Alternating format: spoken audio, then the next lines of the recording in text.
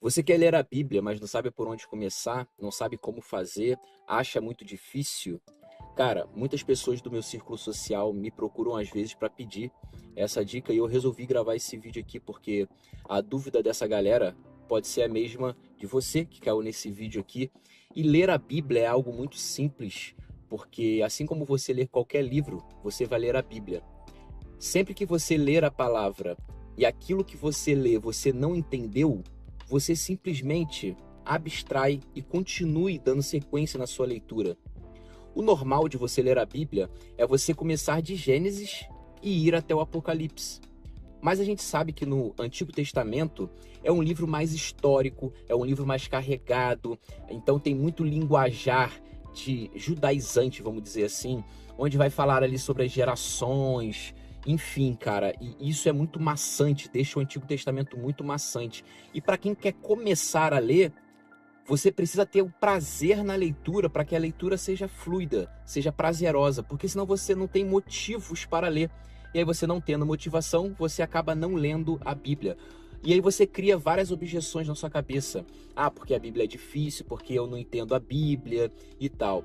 Cara, o que eu falo sempre é que no Antigo Testamento existem dois livros que você precisa ler e qualquer pessoa ela consegue ler, que é o livro de Provérbios e o livro de Eclesiastes. O livro de Eclesiastes ele vai ensinar sobre a vida e o livro de Provérbios ele vai trazer conhecimentos sobre sabedoria.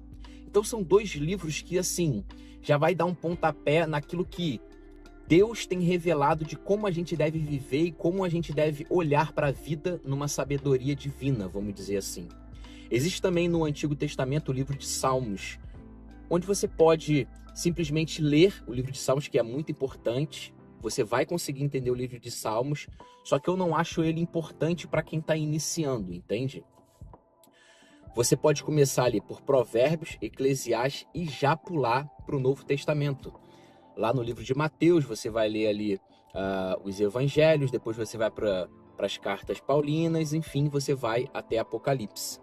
Depois que você lê todos esses livros, você já vai ter uma bagagem bíblica, você já vai ter interesses sobre esse assunto, você já vai estar pesquisando sobre esses assuntos. E você vai começar a mergulhar mais a fundo em assuntos bíblicos e em assuntos teológicos.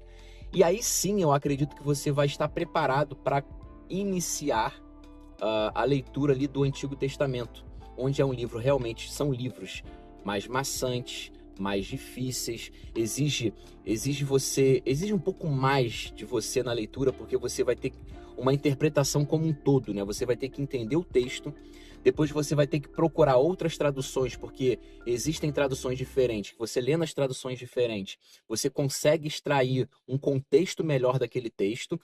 Depois disso, você vai ter que entender a cultura daquele povo, para quem que aquilo estava sendo falado, como é que aquele povo vivia, para extrair aquilo para a realidade de hoje, o que é muito difícil. Mas existe não vou falar o nome, mas existe um pastor muito famoso que ele fala que a chave hermenêutica, ou seja, a chave de interpretação da Bíblia é Cristo. Então a gente precisa entender que o Antigo Testamento ele aponta para Jesus e o Novo Testamento é o próprio Jesus na Terra e o pós-Jesus, que é onde nós estamos vivendo no hoje. E eu já vou falar sobre as traduções da Bíblia, tá? Então, pós-Jesus é onde nós vivemos. E por que eu estou falando isso? Porque a gente vive nesse tempo que é o tempo da graça de Deus. Não tem como a gente trazer o período da lei e inserir isso na nossa vida nos dias de hoje. E é o que muitas igrejas fazem. Com isso, trazendo muito peso e muita religiosidade para uma coisa que é fluida, para uma coisa que é leve, para uma coisa que o próprio Jesus falou que o fardo dele era leve, né? Mas a religião insiste em tacar um fardo pesado em cima daquilo que o próprio Jesus falou que o fardo é leve. Mas por que que a religiosidade faz isso? Porque e se você ler a carta ali de 2 Coríntios e a carta de Gálatas de Paulo, você vai ver claramente isso.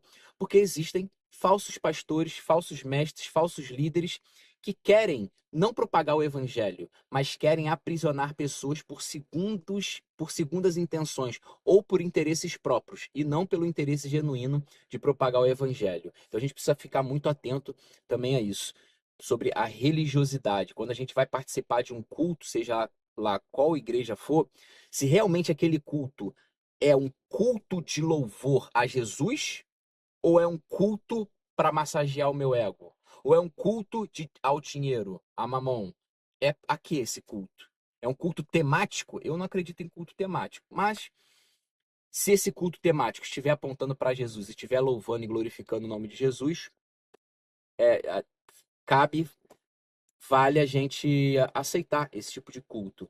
Então, quando você começa a ler a Bíblia, você começa a entender e a palavra entra em você e você começa a vivenciar essa palavra, você sente essa necessidade de estar junto ao corpo de Cristo, porque não existe membro fora do corpo. Então, dentro do corpo de Cristo, que é a igreja, a gente faz parte, a gente está inserido nessa missão, nesse ID que Jesus deixou para a gente. Mas só que fazendo parte dessa igreja de Jesus, é aqui que está a dificuldade do crente nos dias de hoje. Achar uma igreja que pregue o evangelho genuíno. Mas como é que a gente vai conseguir achar uma igreja que pregue o evangelho genuíno? É exatamente conhecendo a palavra de Deus. Porque os que são dele são enganados por quê? Por falta de conhecimento. Meu povo sofre, meu povo perece por falta de conhecimento. Então, você precisa ler a palavra. Comece lá no livro de Provérbios e Eclesiastes, depois você vai para o Novo Testamento, leia o Novo Testamento, depois você vai começar a ter mais interesse, mais vontade de conhecer essa palavra, e aí você vai começar a ler o Velho Testamento, e por mais que você não entenda, você já tem um outro motivo para ler a Bíblia, e isso vai te motivar a ler livros que vão solucionar o problema do entendimento do Antigo Testamento, entendeu? Sobre a tradução, existem várias traduções, desde a mais difícil, para quem é culto. A minha esposa, por exemplo, ela gosta da King James. Eu acho uma linguagem muito rebuscada, muito acadêmica, vamos dizer assim.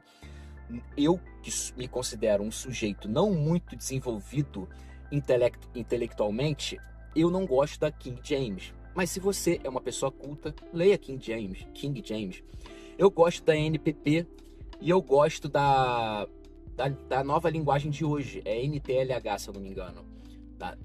É a nova tradução da linguagem dos dias de hoje. É isso mesmo, NTLH, se eu não me engano. Então essas duas traduções, a NPP e a NTLH, são assim as melhores se você está começando e é de fácil entendimento. Ou se você prefere até a NVI também é muito boa. A NVI também é muito boa. Traz ali uma facilidade ali nos termos usados. E é isso, cara. O que importa é que você tenha esse contato com a Bíblia e com a palavra todos os dias. Porque não importa você conhecer, e eu vou terminar esse vídeo, já tá ficando longo. Não importa você conhecer a palavra de Gênesis a Apocalipse e não praticar essa palavra. Vale mais você saber uma perícope, uma estrofe, um parágrafo e você colocar em prática aquilo que você sabe do que você... eu já li a Bíblia 10 vezes, mas não vive um pingo do que leu. Isso aí não é cristianismo. Então, faça isso. É uma forma muito simples. Leia, marca de onde tu parou, no dia seguinte você começa de novo, como se fosse um devocional. Ou coloca no teu coração, vou ler um capítulo por dia. Leia um capítulo por dia. E eu tenho certeza, cara, que essa jornada vai ser uma jornada de transformação na sua vida social, na sua vida mental, na sua vida material e na sua vida espiritual. Eu espero que esse vídeo ele tenha agregado valor na sua vida. Se você gostou desse conteúdo, curta esse vídeo, compartilhe com algum amigo que queira começar a ter esse contato com a Bíblia e se inscreva no canal se você achar relevante. A gente se vê aí no próximo vídeo, demorou? Tamo junto, um grande abraço e é nóis.